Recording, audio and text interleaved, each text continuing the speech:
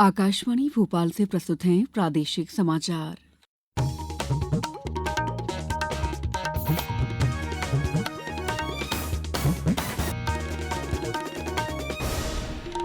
नमस्कार, समाचारों के साथ मैं दीपा सिंह। सबसे पहले मुख्य समाचार। राष्ट्रपति द्रौपदी मुर्मू ने कहा कि भावनात्मक स्वास्थ्य आज एक गंभीर चुनौती है। धान और गेहूं उपार्जन, परिवहन और भंडारण की गड़बड़ियों को रोकने के लिए एकीकृत निगरानी तंत्र बनाने के निर्देश। सरकार देश के हर किसान को देगी एक डिजिटल पहचान पत्र, सरकारी योजनाओं का लाभ लेने में होगी आसानी। और इंडियन प्रीमियर लीग क्रिकेट का 18वां संस्करण आज से होगा शुरू। टूर्नामेंट में 10 टीम खेलेंगी 74 मैच। अब समाचार विस्तार से। राष्ट्रपति द्रौपदी मुर्मू ने अखिल भारतीय आयुर्विज्ञान संस्थान एम्स के डॉक्टरों और प्रशासनिक अधिकारियों से कहा है कि वे लोगों में व्याप्त उन रोगों के बारे में जागरूकता पैदा करें जिनकी उन्हें जानकारी नहीं है। उन्होंने कहा कि भावनात्मक स्वास्थ्य आज एक गंभीर चुनौती बनी हुई है। नई दिल्ली के अखिल भारतीय आयुर्विज्ञान संस्थान एम्स के 49वें दीक्षांत समारोह को संबोधित करते हुए कल राष्ट्रपति मुर्मू ने कहा कि किसी के लिए भी, विशेषकर युवा पीढ़ी के लिए, निराशा की कोई गुंजाइश नहीं है। गृह मंत्री अमित शाह ने कहा है कि नरेंद्र मोदी सरकार ने आतंकवाद को कतई बर्दाश्त न करने की नीति अपनाई है। उन्होंने कहा कि राष्ट्रीय जनतांत्रिक गठबंधन सरकार के दौरान जम्मू कश्मीर में आतंकवाद के कारण होने वाली मौतों में 70% कमी आई है और आतंकी घटनाओं में भी भारी कमी हुई है। राज्यसभा में गृह मंत्रालय के कामकाज पर चर्चा का उत्तर देते हुए कल श्री शाह ने कहा है कि पिछले 10 वर्षों में सरकार ने जम्मू कश्मीर में आतंकवाद, वामपंथी उग्रवाद और पूर्वोत्तर में उग्रवाद की 3 बड़ी चुनौतियों का दृढ़ता से सामना किया है।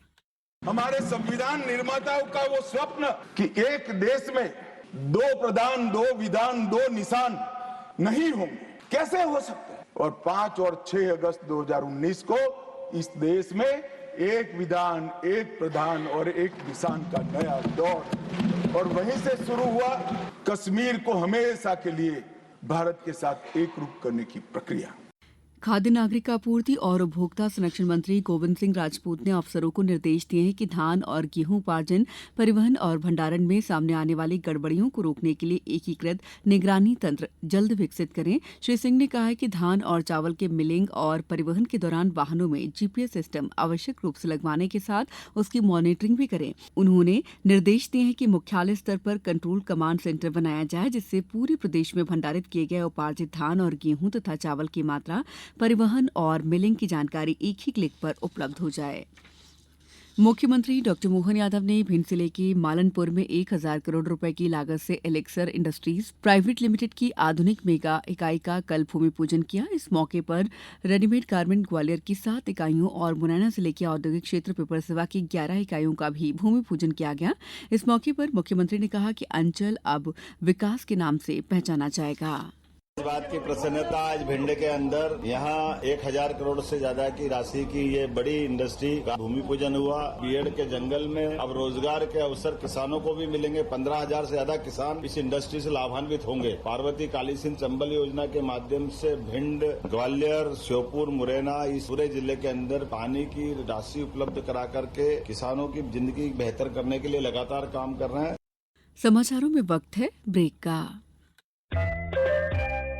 ये समाचार आप आकाशवाणी मध्य प्रदेश से सुन रहे हैं। ये समाचार बुलेटिन YouTube पर Madhya Pradesh news All India Radio channel पर और Facebook साथ ही X प्लेटफॉर्म पर AIR न्यूज भोपाल पर सुने जा सकते हैं। इसके अलावा आप हमारी वेबसाइट newsonair.gov.in पर अथवा न्यूज ऑन AIR ऐप पर भी समाचार सुन सकते हैं। ब्रेक के बाद समाचारों में आपका एक बार फिर स्वागत है। कृषि और किसान कल्याण मंत्री शिवराज सिंह चौहान ने लोकसभा में वर्ष 2025-26 के लिए कृषि मंत्रालय की अनुदान मांगों पर चर्चा का उत्तर देते हुए कल कहा कि डिजिटल एग्री मिशन के अंतर्गत देश के हर किसान को एक डिजिटल पहचान पत्र प्रदान किया जाएगा। उन्होंने कहा कि इस पहल से किसान विभिन्न सरकारी योजनाओं का लाभ ले सकते हैं। श्री चौहान ने कहा कि प्रधानमंत्री फसल बीमा योजना प्राकृतिक आपदाओं से फसल को हुए नुकसान से व्यापक सुरक्षा प्रदान करती है।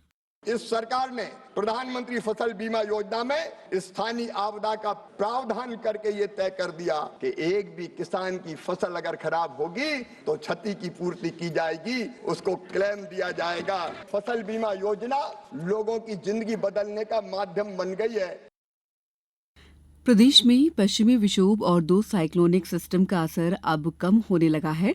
इससे भोपाल, इंदौर, ग्वालियर, जबलपुर, उज्जैन, नर्मदापुरम संभाग में मौसम साफ रहेगा और धूप खिली रहेगी। वहीं रीवा, सीधी, माऊगंज और अनूपपुर में आंधी चल सकती है। इससे पहले कल सागर, दमोह और सिंगरौली में ओले गिरे।